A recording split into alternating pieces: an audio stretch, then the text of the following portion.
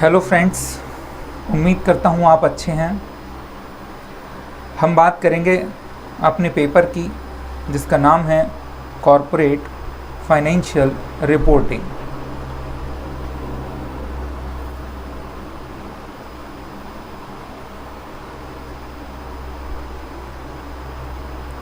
Corporate financial reporting 2016 syllabus की बात करें तो पेपर नंबर 17 है और theory as well as practical दोनों ही पूछे जाते हैं। अब आज की डेट में ऐसा नहीं है कि पेपर फाइनेंशियल रिपोर्टिंग का है तो सिर्फ प्रैक्टिकल क्वेश्चन ही पूछे जाएंगे। थ्योरी का भी वेट काफ़ी ज़्यादा है। पिछले 2 अटैम्प्ट जो ऑनलाइन मोड में हुए थे उसमें तो आप सोच सकते हैं कि थ्योरी का वेटेज काफ़ी ज़्यादा रहा होगा। इसी वजह से अकाउंटिंग स्टैंडर्ड्स का वेट काफ़ी ज़्यादा हो गया है और प्लस कुछ थ्योरी और भी है जैसे गवर्नमेंट अकाउंटिंग वगैरह इस टाइप के चैप्टर हैं, तो तकरीबन 40% कवर करते हैं। यानी इसका वेट आपके टोटल मार्क्स का तकरीबन 40% है। अगर पेपर 100 नंबर और प्लस 15 नंबर के ऑप्शनल हैं तो उसका 40% थ्योरी और 60% बैलेंस प्रैक्टिकल से पूछा जाएगा। समस्या ये आती है कि हम स्टडी करें तो क्या ऐसा हो सकता है कि हम कुछ चैप्टर्स को पहले कर लें ताकि हमारे 70-75 नंबर अच्छे से पक्के हो जाएं, तैयार हो जाएं। हाँ, ये पॉसिबल है क्योंकि कुछ चैप्टर CFR में ऐसे हैं, फाइनेंशियल रिपोर्टिंग में ऐसे हैं जो पूछे ही जाते हैं और उनका वेटेज भी स्पेसिफाइड है। ट्रेंड भी ये कहता है। हालांकि मैं हमेशा स्टूडेंट को राय देता हूँ कि उन्हें कभी भी कोई भी ट्रेंड सेट नहीं करना चाहिए क्योंकि इंस्टीट्यूट का ऑब्जेक्टिव ही यही है। वो ये चाहता है कि बच्चा किसी भी ट्रेंड को अडॉप्ट ना कर ले। इसी वजह से अचानक में जब एग्ज़ाम में क्वेश्चन उन चैप्टर से पूछे जाते हैं जिनके कई अटेम्प्ट से नहीं पूछे गए थे तो स्टूडेंट को झटका लग जाता है। तो बेहतर यही है कि आप अपने दिमाग में कोई रिजिडिटी ना लाएं इस बात को लेके कि इन चैप्टर से इतने मार्क्स का आना ही आना है ना, ऐसा ना सोचें। आप एक पढ़ने की ऑर्डर सेट करें, पढ़ने का ऑर्डर सेट करें, प्रायोरिटी सेट करें कि हाँ ये चैप्टर मेरे को पहले करने हैं, ये उसके बाद करने हैं और ये लास्ट में करने हैं। जैसे आप कॉस्टिंग में ABC एनालिसिस किया करते थे कि कुछ चैप्टर्स ऐसे होने चाहिए जो टिप्स पे हों, जो 10-10, 12-12 बार पढ़े हुए हों, बहुत अच्छे से आपने किए हुए हों, एक एक प्रैक्टिकल क्वेश्चन, एक एक कॉन्सेप्ट उनका बहुत बारीकी से लर्न किया हुआ हो। उसके बाद सेकंड प्रायोरिटी, उसके बाद थर्ड प्रायोरिटी। यानी जब भी आप रिवाइज भी करें तो पहले A प्रायोरिटी वाले चैप्टर, फिर B प्रायोरिटी वाले, देन C प्रायोरिटी वाले। A प्रायोरिटी में ऐसे चैप्टर होने चाहिए जो आपको 60% मार्क्स दिला दें, बैलेंस 25% B कैटेगरी में और बचे हुए 15% C कैटेगरी में। यानी आपको उन चैप्टर्स का सिलेक्शन करना है जिन चैप्टर से 60% एग्ज़ाम में क्वेश्चन आते हैं। दूसरे भाग में आपको उन चैप्टर्स का सिलेक्शन करना है जिनसे लगभग 25% क्वेश्चन पूछे जाते हैं। तो अगर आप A और B दोनों अच्छे से कर लेते हैं तब भी आपके 85% मार्क्स सिक्योर हो जाते हैं। आप और अच्छा करना चाहते हैं, आप थर्ड प्रायोरिटी वाले को भी करें। ये बात सिर्फ CFR में ही एप्लीकेबल नहीं है, ये बात हर जगह एप्लीकेबल है। फाइनल लेवल पे स्टडी इसी तरीके से करनी चाहिए।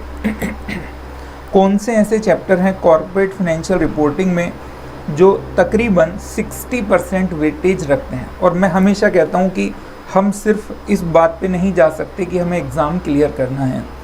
आप कल को एक कंपनी में अकाउंट्स मैनेजर और भी उससे सीनियर लेवल पे जाके जॉब करेंगे और आपकी लिमिट ही नहीं है, आप CFO तक पहुंचेंगे। तो आप दोस्त उन चैप्टर्स को प्रायोरिटी दें जो प्रैक्टिकल लाइफ में हमें अप्लाई करने होते हैं। और प्रैक्टिकल लाइफ में सबसे ज़्यादा अप्लाई होते हैं वो होते हैं accounting standards. Consolidated financial statement बनाए जाते हैं बहुत सारी कंपनियों के द्वारा। तो ऐसी चीज़ें जो प्रैक्टिकली अप्लाई होती हैं, आपको चेक करनी भी होती हैं, आप उन्हें फर्स्ट प्रायोरिटी पे रखें। क्योंकि आपके जो पेपर का नाम है वो कॉरपोरेट फाइनेंशियल रिपोर्टिंग है, आपको कॉरपोरेट अकाउंटिंग नहीं पढ़ाई गई है, आपको बेसिक अकाउंटिंग नहीं पढ़ाई गई है। आप खुद पेपर के नाम से ही समझ सकते हैं कि ये रिपोर्ट्स की बात करता है। तो हमें उन चैप्टर्स पे फोकस ज़रूर करना चाहिए, ख़ास तौर से ध्यान दे के करना चाहिए जो रिपोर्टिंग से रिलेटेड हैं। सर ऐसे कौन से चैप्टर हैं जो रिपोर्टिंग से रिलेटेड हैं? आप जानते होंगे रिपोर्ट्स बनाने में सबसे बड़ा, यानी फाइनेंशियल रिपोर्ट्स बनाने में सबसे बड़ा जो रोल है वो अकाउंटिंग स्टैंडर्ड्स का है। अकाउंटिंग स्टैंडर्ड्स के आधार पे ही कोई भी कंपनी अपने फाइनेंशियल स्टेटमेंट्स को फाइनलाइज करती है, इसलिए एएस हमेशा फर्स्ट प्रायोरिटी पे होने चाहिए। हालांकि एएस जो हैं वो कुछ ऐसे हैं जो बहुत ही ख़ास हैं और कुछ जनरल इन नेचर हैं जो आप पढ़ते हुए, जैसे वैल्यूएशन ऑफ इन्वेंट्री हो गया, कैश फ्लो स्टेटमेंट हो गया। हालांकि कुछ ऐसे हैं जो बेहद ही ख़ास हैं, फाइनल लेवल पे उम्मीद भी की जाती है, जैसे लीज अकाउंटिंग है, अर्निंग पर शेयर है, बोरोइंग कॉस्ट है, ट्रीटमेंट ऑफ फॉरेन एक्सचेंज है। तो ऐसे चैप्टर, ऐसे अकाउंटिंग स्टैंडर्ड्स जो आपको फर्स्ट प्रायोरिटी पे रखने चाहिए, फाइनल लेवल के हैं, वो आपको अवश्य करके जाने चाहिए। और जो दूसरा वाला भाग है जनरल अकाउंटिंग स्टैंडर्ड का, वो आप लास्ट में भी कर सकते हैं। तो आपके सीएफआर के सिलेबस को ध्यान में रखते हुए हमने अपनी बुक में 3 भाग किए हैं। इसी तरीके से एबीसी एनालिसिस क्या क्या है वो मैं आपको दिखा देता हूँ। ये 2016 वाले सिलेबस के हिसाब से हैं। कुछ अकाउंटिंग स्टैंडर्ड जो सिलेक्टेड हैं और उसके अलावा consolidated financial statement, valuation of goodwill share business, business combination, demerger और रीस्ट्रक्चरिंग। ये वो चैप्टर हैं जो तकरीबन आपका 60% वेट रखते हैं। यहाँ ये 25% वेट रखते हैं। शेयर बेस्ड अकाउंटिंग है, फाइनेंशियल इंस्ट्रूमेंट है, गवर्नमेंट अकाउंटिंग है। बाकी बचे हुए चैप्टर नंबर में भले ही ज़्यादा हों लेकिन उनकी वेटेज 15% की ही है। तो ये ए बी सी कैटेगरी में फाइनेंशियल रिपोर्टिंग के सिलेबस को हमने डिवाइड किया है। हर स्टूडेंट को ये बहुत अच्छे से करना चाहिए ए पोर्शन, क्योंकि ये आपके जब कॉरपोरेट में आप जाके बैठेंगे उस समय पे भी ये आपके काम आने वाले हैं। और ये रिपोर्ट से रिलेटेड हैं, जैसे अभी बताया, जैसे बिजनेस कॉम्बिनेशन है। बिजनेस कॉम्बिनेशन दोस्त एक रिपोर्ट बनाने वाली बात है, एक एनालाइज करने वाली बात है। ऐसी वैल्यूएशन ऑफ गुडविल है, वो एक रिपोर्ट है वैल्यूएशन। कंसोलिडेटेड फाइनेंशियल स्टेटमेंट्स ये अपने आप में एक रिपोर्ट है। एक ऐसी एंटिटी जिसकी बहुत सारी सब्सिडरी हैं, वो कंसोलिडेट कैसे करेगी अपने फाइनेंशियल स्टेटमेंट को, यानी वो कंसोलिडेटेड रिपोर्ट्स कैसे बनाएगी। और अकाउंटिंग स्टैंडर्ड की मदद से ही उन्हें अप्लाई करके ही हम कॉरपोरेट फाइनेंशियल स्टेटमेंट्स तैयार करते हैं। इसलिए एएस की रिक्वायरमेंट आपको जानना मस्ट है। इसी वजह से एएस आपकी फर्स्ट प्रायोरिटी होनी चाहिए। थर्ड कैटेगरी में क्या है, जैसे एनबीएफसी है, एक्सबीआरएल रिपोर्टिंग है, कुछ रीसेंट डेवलपमेंट है, रीसेंट ट्रेंड्स हैं और बचे हुए अकाउंटिंग स्टैंडर्ड हैं। इस तरीके से आपको 2016 वाले सिलेबस के हिसाब से स्टडी करनी चाहिए। आगे चलते हैं। अगर मान लीजिए 2022 वाला सिलेबस है, तो 2022 वाले सिलेबस में एक चैप्टर एडिशन है जो बड़ा है, जिसका नाम है वैल्यू एडेड स्टेटमेंट, वो भी फर्स्ट कैटेगरी में है। उसके अलावा शेयर बेस्ड पेमेंट को भी फर्स्ट प्रायोरिटी में रखा गया है। इंस्टीट्यूट ने जो 2022 वाला सिलेबस है उसमें पहला चैप्टर ही स्पेसिफिक अकाउंटिंग स्टैंडर्ड्स के नाम से दिया है, यानी जैसा हम चाहते थे वैसा ही उन्होंने किया है। सिर्फ सेलेक्टेड अकाउंटिंग स्टैंडर्ड ही उन्होंने 2022 वाले सिलेबस में रखे हैं, जिसमें ये इंक्लूडेड है। तो हम शेयर बेस्ड पेमेंट को जो डिस्कस करते हैं वो एक चैप्टर के रूप में करते हैं, although it is an accounting standard obviously. Rest वही के वही हैं, कंसोलिडेशन, वैल्यूएशन, बिजनेस कॉम्बिनेशन।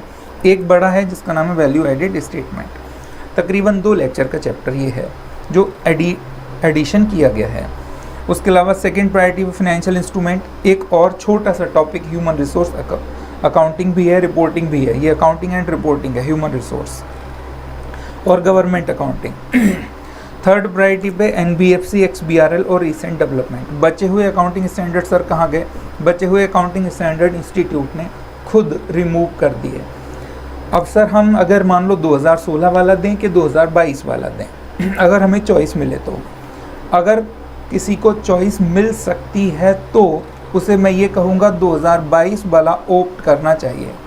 क्यों सर? 2022 वाले में ऐसा क्या है जो आप ये कह रहे हैं कि 2022 वाले में बैठना चाहिए? 2022 वाला जो सिलेबस है उसमें एक चीज़ है और वो है सर्टेनिटी। सर्टेनिटी से मतलब क्या हुआ? इंस्टीट्यूट ने स्पेसिफिक आपका कोर्स करिकुलम डिज़ाइन किया है 2022 वाले सिलेबस में। वेयरएज अगर आप 2016 वाले की बात करें तो उसने AS, IND-AS और US गैप सब कुछ डालने की कोशिश की है। पुराने वाले AS भी पूछ सकते हैं, वो नए वाले भी पूछ लेते हैं और वो दोनों के कंपैरिजन भी पूछ लेते हैं। तो जो AS वाला पोर्शन है वो इतना बड़ा हो जाता है कि एक व्यक्ति जो पिछले 8-10 साल से ऑडिट कर रहा हो, चार्टेड अकाउंटेंट हो, प्रैक्टिस करता हो, एक्सपीरियंस्ड हो और प्रैक्टिकली उन्हें अप्लाई करता हो AS को, केवल वही इतनी बारीक नॉलेज रख सकता है। हालांकि वो बेसिक भी पूछते हैं और कई बार बारीक नॉलेज वाला भी क्वेश्चन पूछ लेते हैं। तो 2016 वाले सिलेबस में जो मुझे ड्रॉबैक नज़र आता है वो है एक ख़ास चैप्टर का जिसका नाम है अकाउंटिंग स्टैंडर्ड। क्योंकि 2016 वाले सिलेबस में अकाउंटिंग स्टैंडर्ड के नाम पे उन्होंने सब कुछ डाला हुआ है, तो एक टीचर भी और एक स्टूडेंट भी दोनों कंफ्यूज रहते हैं क्या छोड़ें और क्या पढ़ें। टीचर भी कंफ्यूज रहता है क्या पढ़ा है और क्या छोड़ें। सब कुछ कवर करा दे तो दोस्त इतनी ज़्यादा क्लासेस हो जाएंगी कि स्टूडेंट वैसे नहीं कर पाएगा, और छोड़ सकते नहीं, क्योंकि अगर छोड़ दिया तो वैसे पता चला उसमें से ही पेपर आ गया और हम रह गया फिर से। तो इसलिए 2022 वाला जो सिलेबस है उसमें मैं ये कहूँगा कि एक चीज़ है अच्छी और वो है सर्टेनिटी। इंस्टीट्यूट ने स्पेसिफाई किया हुआ है कि केवल और केवल यही अकाउंटिंग स्टैंडर्ड हम फाइनल लेवल पे पूछेंगे।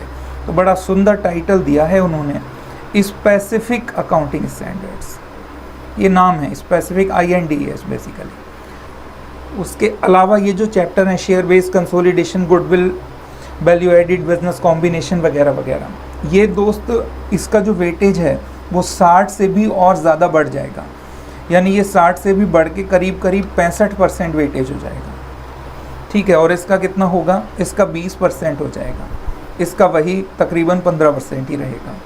हालांकि मैं फिर कहता हूँ इंस्टीट्यूट ऐसा कोई ट्रेंड बनने ही नहीं देता कि स्टूडेंट जो है वो अपने दिमाग में रिजिडिटी रखे और वो गिने चुने चैप्टर करके जाए और पास हो जाए। ये किस्मत को आजमाना है अगर आप सेलेक्टेड स्टडी करते हैं तो ये आपके दोस्त बेसिक बातें मैंने आपको बता दी सिलेबस से रिलेटेड। पढ़ना कैसे है, जो प्रायोरिटी वाले हैं, फर्स्ट प्रायोरिटी वाले, वो पहले करने हैं और हम इसी क्रम में भी ही पढ़ाई शुरू करेंगे।